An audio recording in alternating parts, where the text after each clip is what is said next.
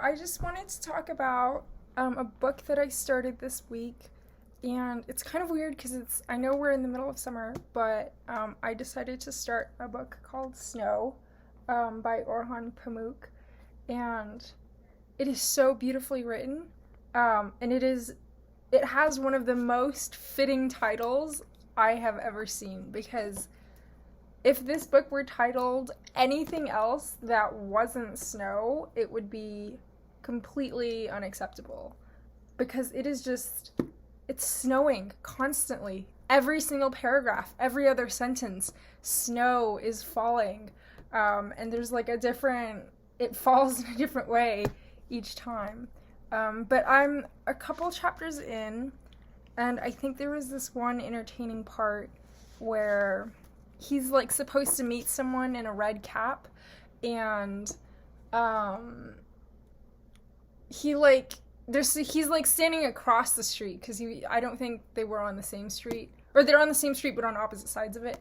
So I think he realizes halfway through, like, the guy just doesn't show up, but then he realizes that it's snowing so hard that the guy's red cap is just covered with snow.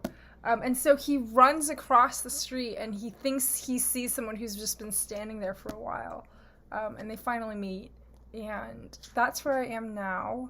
But before this, I thought, the topics that it dealt with were really interesting in terms of religion and suicide and God and sort of like the political environment of this city that's just covered in snow. It's just the roads are closed, so no one can really leave and no one can really come in, and it just leaves our main character to just sort of he's sort of like a journalist or a poet or whatever, and he wants to like write about what's happening in the city, and there's a lot of like small details that I thought were really interesting. Like the local newspaper, they would like print or run stories before those stories or events happened, as sort of like a predictive measure of like what will happen. So upon our narrator's arrival, that week, the editor had published a story that the visiting poet, was going to read aloud his newest poem by like sometime in the week, and the poet himself hadn't even written a poem since he set foot in the city. So I don't know, maybe like lots of like newspaper industry businesses do this, but I thought it was interesting. The story in general, it's not the most exciting. Like, it's not like action oriented in any way. We just sort of like follow our narrator. Sometimes he's in thought, sometimes he's, talking to people and sort of like learning their stories about all of the girls who have met their tragic ends. And I think the author does a really cool thing. Like, he tells the story so creatively, because there's like this very slow reveal of how certain characters are related, and what they think of each other. So I feel like typically you introduce the characters, and then you just explain it as it is, like how they're related, whatever. And then you let the events unfold as they are happening in real time. But I think in this book, it's sort of like you'll see these two characters talk about a third person, and one person will be saying something about, what they think about his politics or his family life, and then the other person will have actually known that person and used to be really close friends with him in high school or whatever, but we won't know that until like chapters way later. So sort of like the relationships are very, very slowly revealed to us, like interaction at a time, and sort of like the relevant details aren't meant for you to know until you know them. And so I think, I've seen a lot of other authors sort of play with chronology, like Beloved or The Sound and the Fury. But this is sort of like, it's still happening chronologically. It's just that we're learning about different, like, relationships from the past are being revealed to us, like, in small little bits. So, when you're actually in conversation with someone, you don't actually know what might be interesting. And then a couple of chapters later, you're like, oh, so, like, that person knew that person. So when they were talking about, he must have been, like... So it just leaves a lot of, like, space for you to think about how the characters, or, like, what you knew and learned about, like, a couple days ago, and how that changes. But yeah, I think I'm excited. I know it's going to be a slow read. Like, I've only gotten through, like, 70-ish pages, like, over the course of a couple days, and I've, in that time span, I've finished an Agatha Christie novel. I've gotten through 150 pages of War and Peace, and I finished a small poetry collection. And I'm still just 70 pages through, but I think the point is this is to take it slow, because, or maybe not, because I think I'm scared I'm going to start forgetting characters, because all of their names are, not all of their names, but there are some, like, smaller characters that I didn't take note of, so I hope that I can, finish it up. I think it's really hard for me to imagine what it's like to be snowing right now, because it's like 90 degrees. It's fluctuating between like 85, 92 this week. So maybe I should have saved this for the winter. But yeah, I love my copy of the book. It's like a very worn out, sort of like, it opens really easily. I got it used, and it has these really, I mean, I can imagine some people might not like this, but there are, like, little liver spots on the pages. There's probably a more formal term, but they're, like, brownish. But it's not dirt, because it feels like it shows up intermittently, and it feels like a texture of the page. Like, you can see really small ones on other pages. But, like, I think this is just, like, exposure. Like, when it's being exposed to, well, I don't know where the previous owner was. But I feel like it's just really endearing, because it's, like, soft and crinkly and old.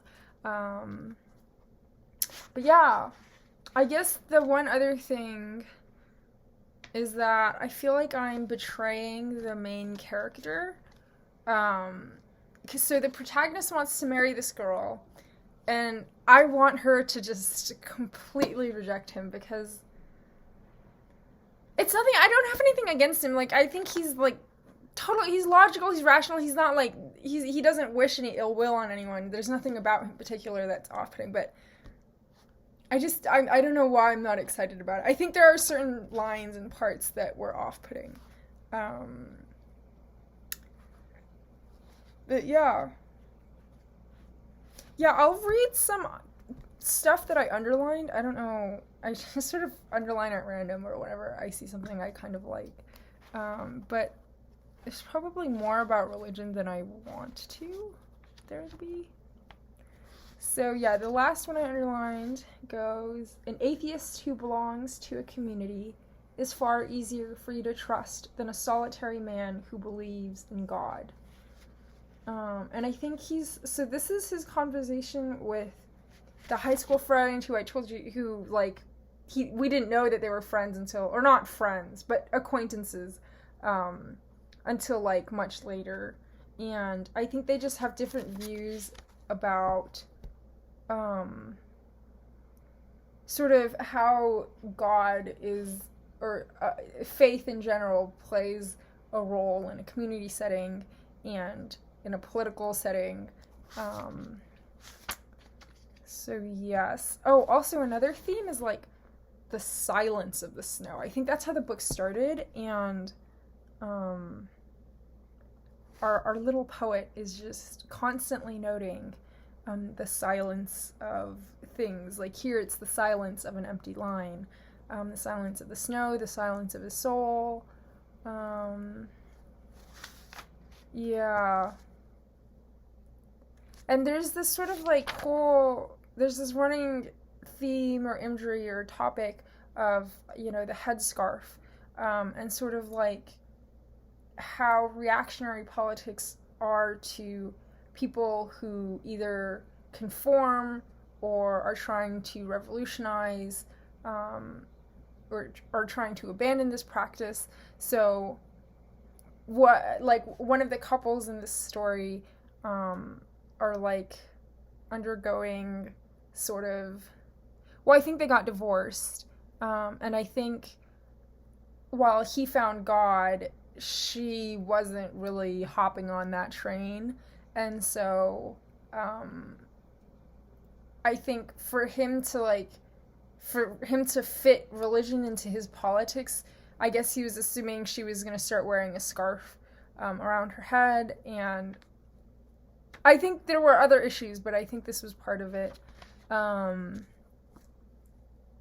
But we also see like a really grotesque murder, or not really that grotesque, he just shot him, but I guess he shot him in a coffee shop, which I just was, anywhere but there would have been fine, because I think of coffee shops as very safe spaces.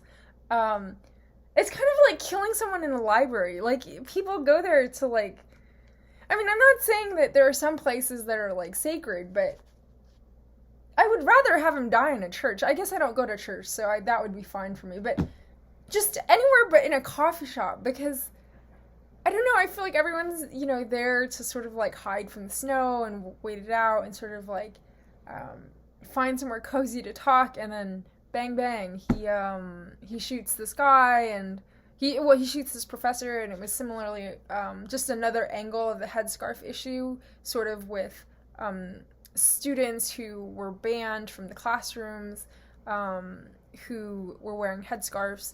And he sort of was like, the professor was basically succumbing to pressures from the state, and the guy who shot him was deeply religious and just wanted him to admit his wrongdoings, and I think just got really frustrated with him. There's this really good line of how cold it is. On one of those Cars nights when everything, even the birds in the sky, seems to have frozen. Which I don't know. I took a class on birds, so I guess now that I think about it, they're really, really light, right? Like, to be able to fly, they have to be light. And so when I think about just, like, so we basically read these excerpts of, like, ornithologists from back in the day, and they would, like, shoot and kill birds and sort of talk about this process of hunting and curating and collecting. And I think one of the things that stuck with me was just how hollow the birds were. Like, not like, obviously after they cleaned them, they were hollow, but it's just like, even like right after the killing, they would hold them and they would just feel so light. And so it's interesting, because I did my project on one of the birds in Australia, and they can survive in really, really cold temperatures. And they're just so small with their little feathers, and they're just very light. They have these little, like, their bones are just very lightweight and delicate, and still they can persevere, which is pretty cool. But that reminded me of that. Another line. Okay, so I think this is the poet that says this, or maybe the narrator. But he says, "It's because we fail to find happiness in poetry that we find ourselves longing for the shadow of politics."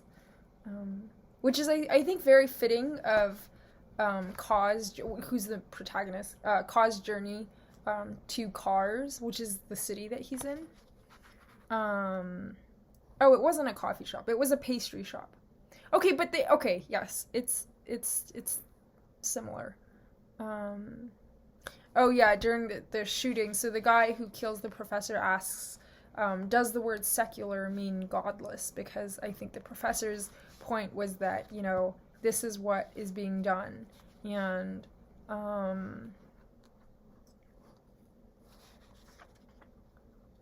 yeah.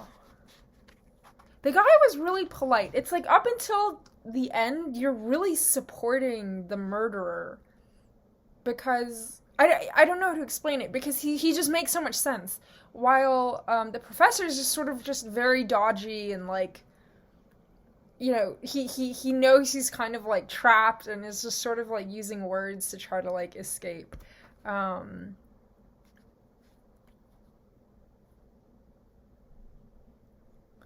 yeah. Oh yeah, so this is why I don't think I support Ka's marriage with IPEC, which is the woman he wants to marry or that he came to Cars supposedly for, and he says the thing that binds us together is that we have both lowered our expectations of life. I don't know, I just don't think that's a really good reason to get married. But I think this is just in a totally different context. Like, this is maybe I don't know. In my head, even though I haven't heard much from her or about her, IPEC seems like someone who's self-sufficient and she's very clear-headed and she's living with her family in the city and after her divorce, I don't know. I just felt like she sort of held herself very well. I could just be totally imagining things. But, here comes along Ka offering all of this sad philosophy. And, yeah. But I think that, like, Ka's reaction to Cars is really interesting. It reads, he felt a pang of despair for this failing city and its forgotten people. I don't know, and to just think of a city as failing and the people as forgotten, it sort of just feels like they're dead already, like they're dead before they've died. Okay, here's another thing Ka says. He says, it was only by shutting out noise that I was able to write poetry. So I think he, like, lived in utter silence for a couple of years in Germany, and there's sort of just this running theme of silence and snow just undercutting the entire novel. But yeah, I'm really interested in how these characters end up. I feel like with War and Peace, I deeply care about the characters. Like, I care about what happens to them, and I want to see where they're going, and I wake up and I want to read it. This one, I can take my time. Like, I'm curious to see, but I don't know.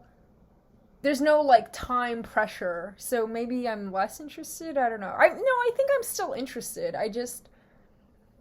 I feel like they're less joyous, and so the farthest they can go is they can only go so much or deviate so much from where they are now. But I could be totally wrong. Yeah, so IPEC talks about, like, the hotel her father owns, or her family owns.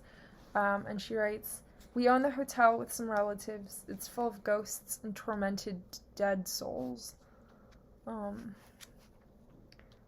I think is interesting as a property owner to feel that way about your business.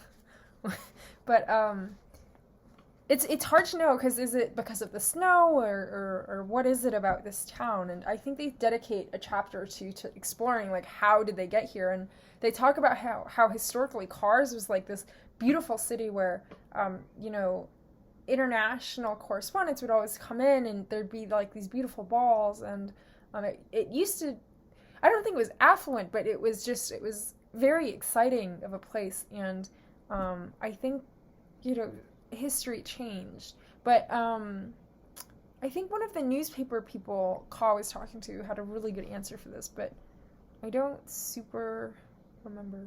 Oh, there was this other good quote. So Ka says, so IPEC is asking, so they're talking about his stay in Germany, and she asks him, was it hard for you in Germany?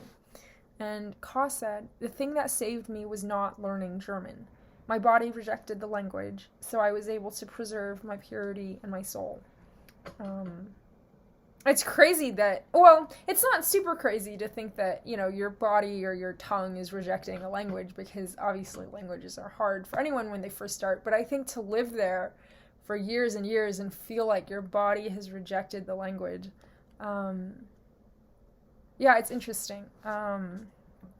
So I think his political exile sort of pushed him into this silence, or took him out of a country where his language was the mother tongue. So I think that might be part of the silence. I think they're definitely related.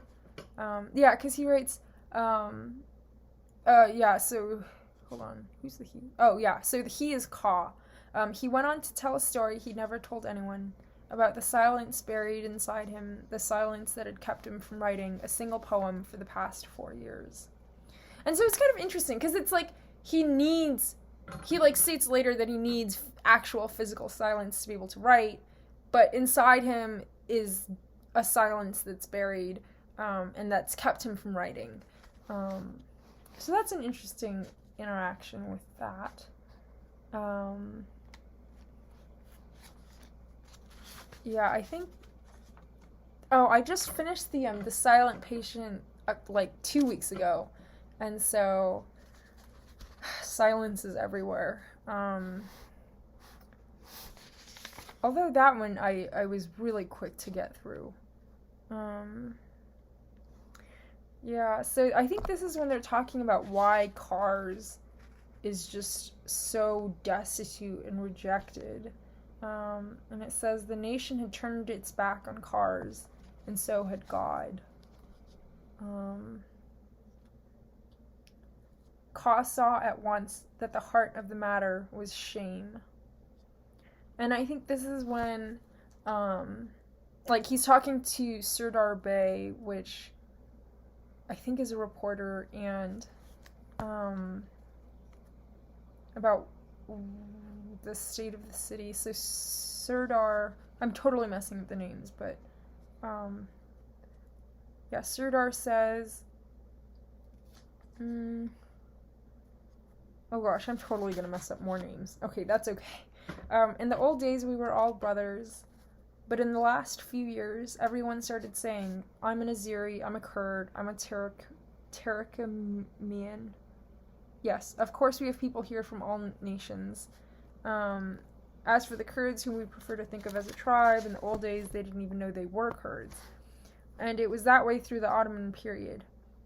None of the people who chose to stay went around beating their chests and crying, we are the Ottomans, the Turkmens, the Paws of Laz, the Germans who have been exiled here by the Tsar. We had them all, but none took any pride in proclaiming themselves different.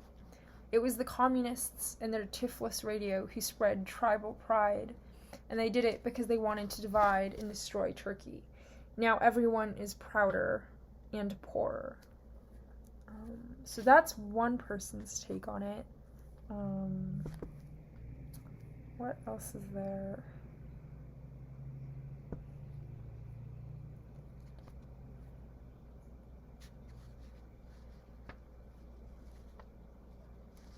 Yeah, and I really like Ka. I mean, I know I said, like, I don't wish the best for him in terms of his proposal, but I do think that he's sort of a very quiet and pensive character.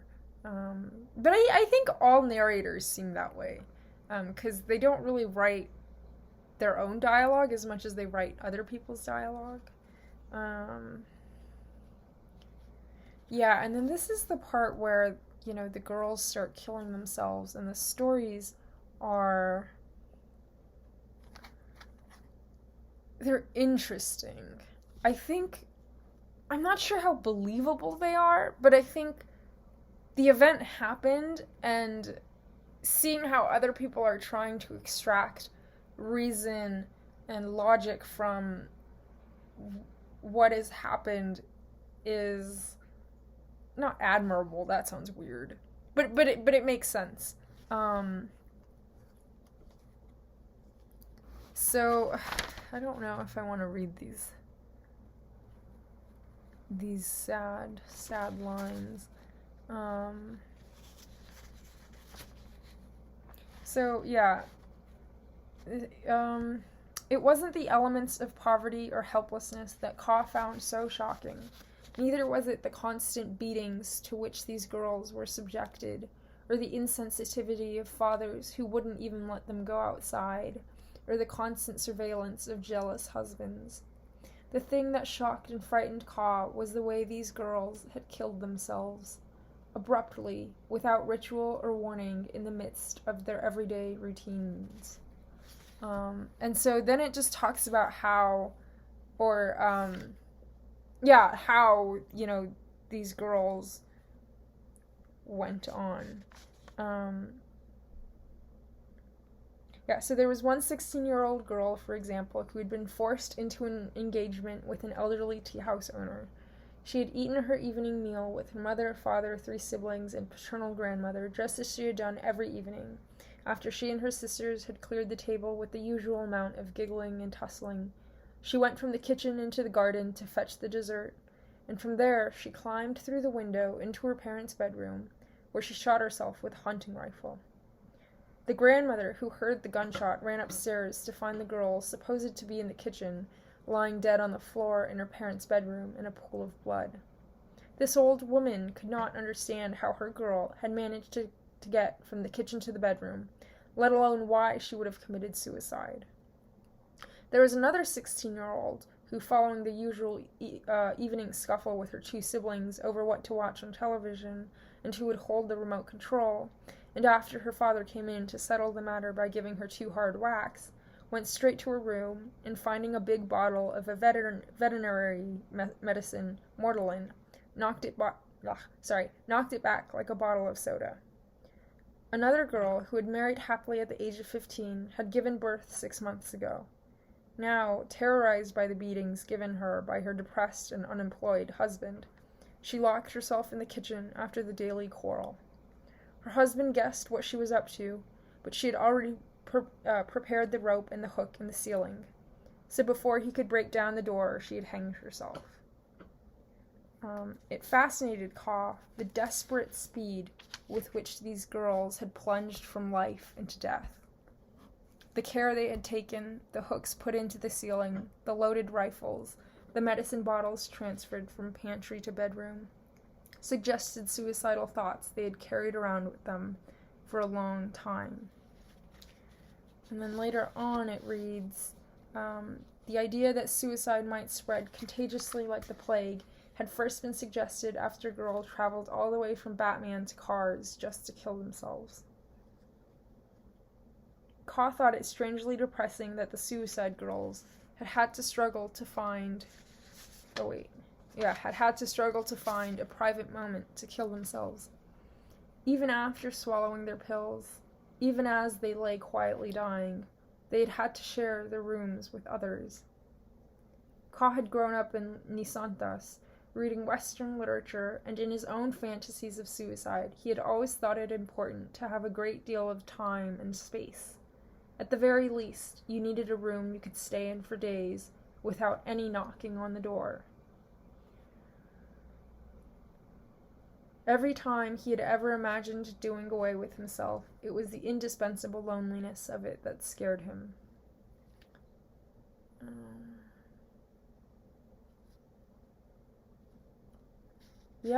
So it gets pretty heavy when he starts visiting the families of the girls. So the final story that finishes off the chapter is about a girl, Taslim, who had spent her last evening silently watching the television show called Mariana. After making tea and serving it to her parents, she went to her room and readied herself for her prayers, washing her mouth, her feet, and her hands. When she had finished her ablutions, she knelt down on her prayer rug and lost herself for some time in thought. And then in prayer, before tying her headscarf to the lamp hook from which she hanged herself. And I think this was the girl who wasn't allowed to wear her headscarf and had offed herself. And that's why the professor who was murdered, there are people who feel so strongly about this because they're hearing about these girls in cars who are killing themselves over this headscarf issue, supposedly, that this is the reason. And so I'm also reading the quotes backwards. So I don't know, my right thumb feels like doing more work. But yeah, so that's this book. Let me see if there are...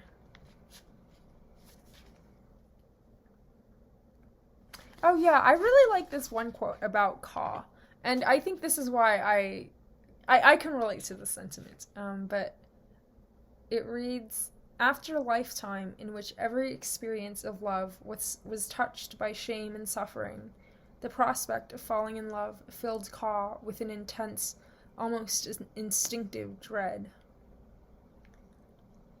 Which, yeah, I think it's like as he's making his journey to cars, which is ultimately after he heard about the divorce of Ipek and Murhat, he thought he could marry Ipek, and it's just interesting to see him.